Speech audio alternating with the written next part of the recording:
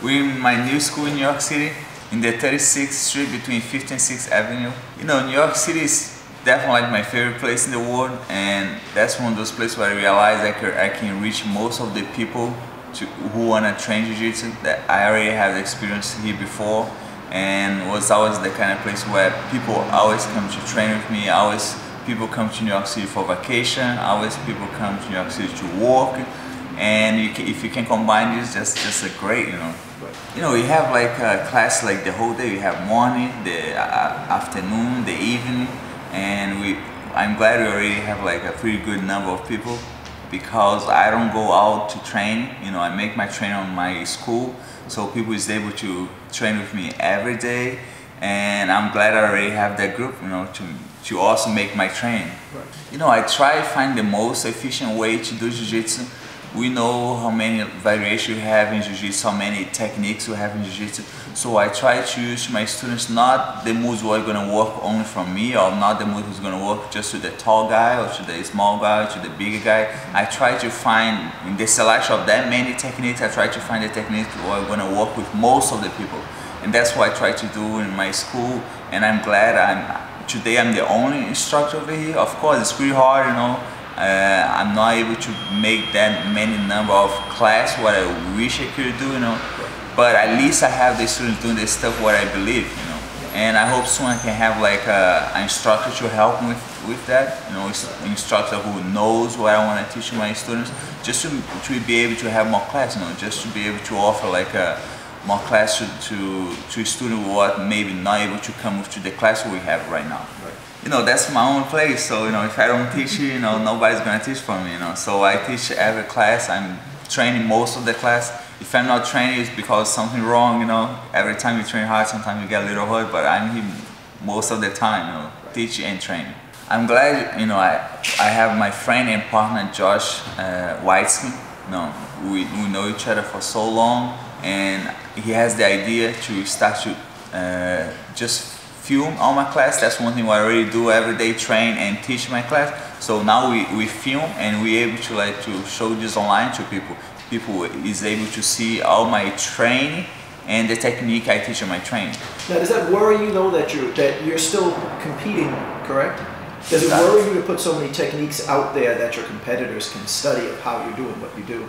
You know, I'm pretty like confident, and I'm 100%. I'm sure everything I'm trained, everything I'm teaching, but I've been doing this since I was blue belt. I've been doing this to my training partner since I'm blue belt, and I never have problem with that. So this thing has been working with me for a long time. So that's why today, after almost 8 years of black belt, so I'm pretty confident to show this to the world. You know, I feel every time like I show my techniques, people are able to like to study, and people sometimes discuss that with me. So I find a way to learn more, you know. That's a way to like to growing up more, not only the Jiu-Jitsu, but my Jiu-Jitsu too.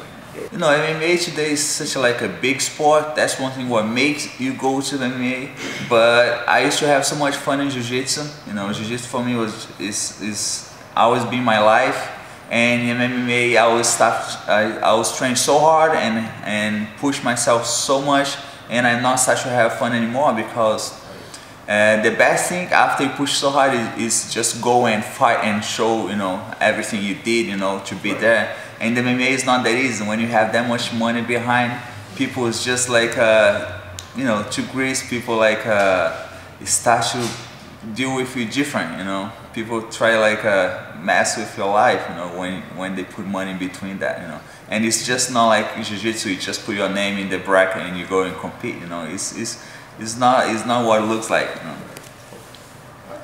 But I'm really happy today to just be doing Jiu-Jitsu again. I passed the guard and I got my knee on his belly, but then he's not bothering with like with my knee. He's kind of like, yeah, I'm not gonna put my hand on your knee. I'm not gonna open my elbow. He's gonna stay like his elbows protect, you know. So if I see this, I'm gonna feel like, all right, I gotta look for something else. So instead to let him flat like that, with my knee on his belly, I'm gonna start to move his sideways, and I have my knee on his belly. You know, I'm working this, you know, he's sideways. I still have my knee on top. This gives like a good way to see what he's doing, to see if he have any gap, you know. and I'm gonna try go like the most I can on his back, like behind him, you know.